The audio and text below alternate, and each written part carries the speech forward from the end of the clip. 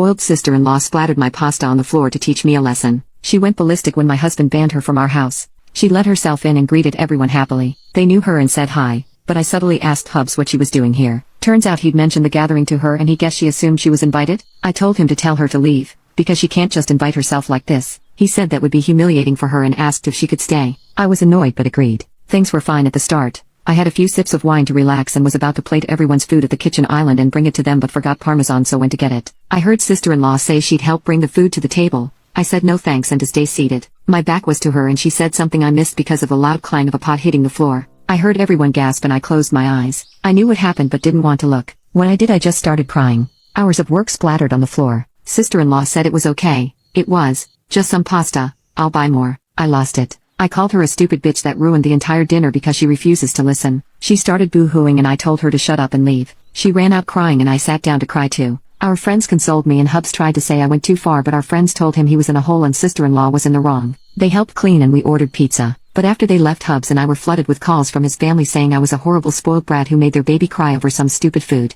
Now I'm just crying and feeling like garbage. Hubs said he understands I'm upset the food was wasted, but he doesn't think my outburst was warranted and was actually kind of extreme. I told him he's going to be making the dish like I did, by hand and on his own, and then at the end we'll see if he thinks my outburst was unwarranted. He was all confident and it'll be easy, during the first 30 minutes. But towards the end of the first hour that disappeared as the burn in his arms really set in from making enough dough for almost 60 ravioli. I did not lift a finger to help him knead since I didn't get any help when I did it. After the dough was done and wrapped up in the fridge, he made the filling, which took another 40 or so minutes. Then the dough was brought out and he had to start crafting the ravioli, all by hand after rolling the dough out. All in all, the entire process from start to finish for him on his own took a little over 4 hours, and that's with us not actually cooking any of the ravioli. Also, he didn't make any sauce or cook any shrimp for the ravioli to be served with. Also, he didn't prepare any salad to go with it. And when I told him this, that there was still more to do, he almost started crying. He started saying sorry at the 1 hour mark and hasn't stopped apologizing since. We had a long talk about his sister and the dinner she ruined, the other time she's pulled similar incidents, and how he and his family always let her get away with it. He says he knows how they treat her isn't normal and he doesn't like it, but was raised to just go with the flow regarding Ashley. But he said he's going to call her and tell her we need some space from her for now. Update.